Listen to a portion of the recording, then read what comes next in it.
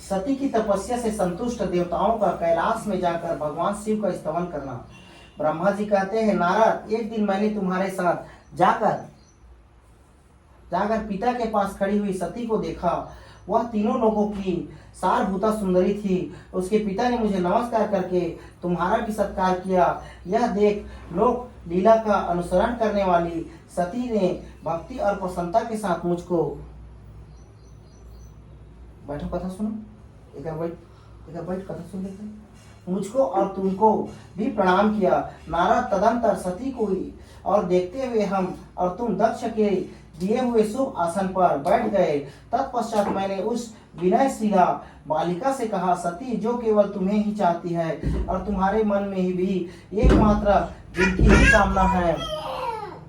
ही कामना है, उन्हीं सर्वा के जगदीश्वर महादेव जी को तुम पति रूप में प्राप्त करो। शुभे जो तुम्हारे सिवा दूसरी किसी स्त्री को पत्नी रूप में न तो ग्रहण कर सके, न करते हैं और न भविष्य में ही ग्रहण करेंगे, वे ही भगवान शिव तुम्हारे पति हो। वे तुम्हारे ही योग्य हैं, दूसरे के नहीं। नारद सती से ऐसा कहकर मैं दक्ष के घर में देर तक ठहरा रहा।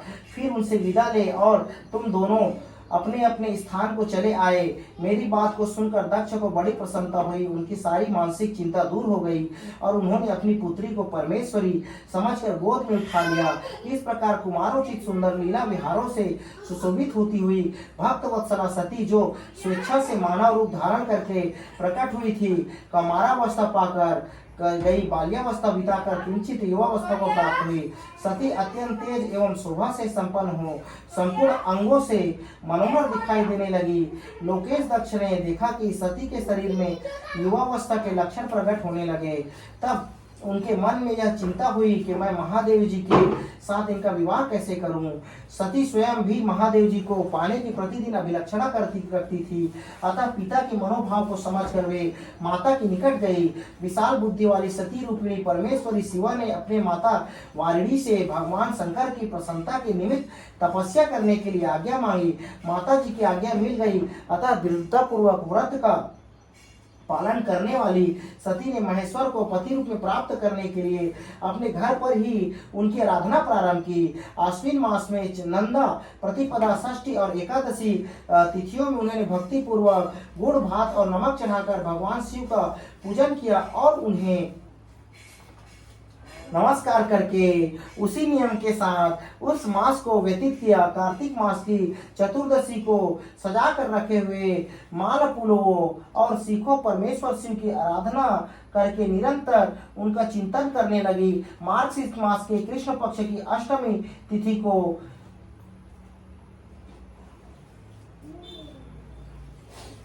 तिल, जौ और चावल से हर की पूजा करके ज्योतिर्मय दीप दिखाकर तथा अथवा आरती के करके सती दिन बिताती थी। शौर्य बेटा, वो तिल दे बेटा आके, वो तिल,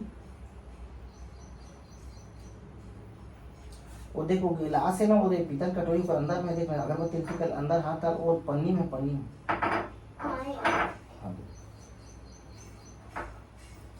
पौष मास के शुक्ल पक्ष की, हाँ रे, और वो पीतल कटोरी डाल के दे, पीतल कटोरी डाल के दे थोड़ा सा, बहुत थोड़ा बढ़िया देना, अच्छा दे और बढ़िया दे, फूल कर पूजा करके, हाँ दे, पूजा करके उनका चिंतन करने लगी। मार्गशीर्ष की कृष्ण पक्ष को तिथि को तिल, जौ और चावल से, और चावल ले आए ठमा,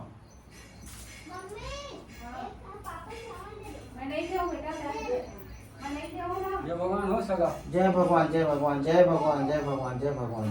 पूजा करके ज्योतिर्मय दीप दिखाकर अथवा आरती करके सती दिन बिताती थी। पौष मास के शुक्ल पक्ष की सप्तमी को रात भर करके प्रातः काल खिचड़ी को नैवेद्य लगाकर वे शिव की पूजा करती थी। माघ की पूर्णिमा को रात में, ये थोड़ा सा बेटे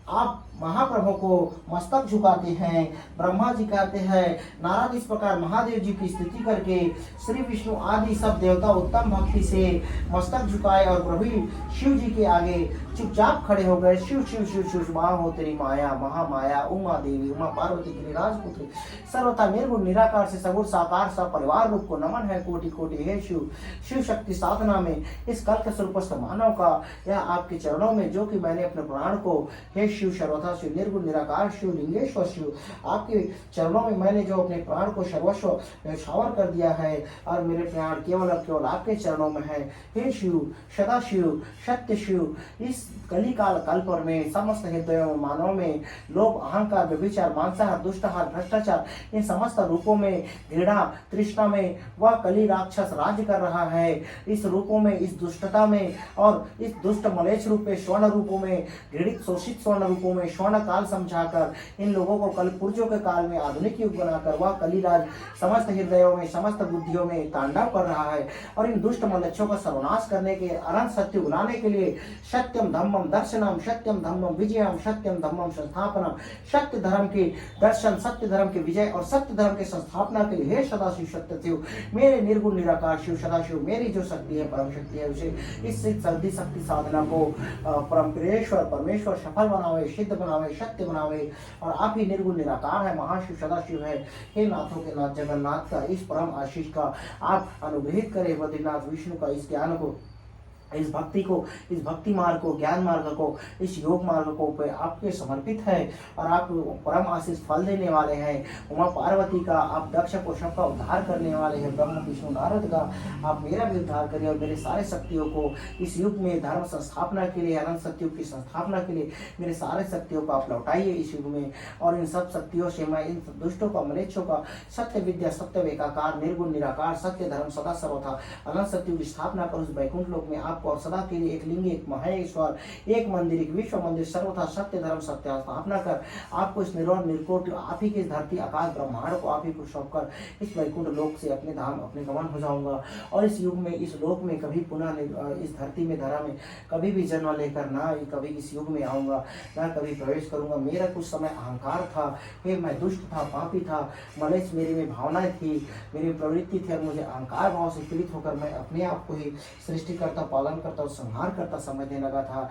मैं आपके रुद्र रूप के संहार करने वाले रूप को आपके लेखा क्राइटा रूप ब्रह्म रूप को और आपके सृष्टि के पालन करता विष्णु रूप को मैं केवल स्वयं को ही सर्वत्र मानने लगा था। इसके लिए मुझे क्षमा करें मुझे आत्मग्रहणी है अपराध बोध हो चुका है। परमेश्वर मैं इस युग को पुनः सत्युग अनंत सत्युग संस्थापना कर अनंत धर्म आप ही के चरणों में सर्वस्व के लिए न्यौछावर कर प्रगमन हो जाऊंगा और समस्त पुण्य आत्माओं को भी कोटि कोटि जो है कथा सुनने आए मेरे वीर हनुमंता बाबा भीम सिंह 64 योगिनी 51 शक्तिपीठ और 12 ज्योतिर्लिंगों और 33 करोड़ देवादेवियों प्रकृति के समस्त जीव जंतु सूक्ष्म और जो सड़क उस पर बैठे पापात्माएं भी जो मोक्ष पाने के लिए शिव कथा अमरवाणी रुद्र संहिता शिव पुराण को सुनने आए सबको नमन है कोटि कोटि। और यही इस कल्प में इस कल्प में इस चौपाई तक आज खत्म करके विदा करते हैं। यहाँ इस शिव महापुराण रुद्र पुराण को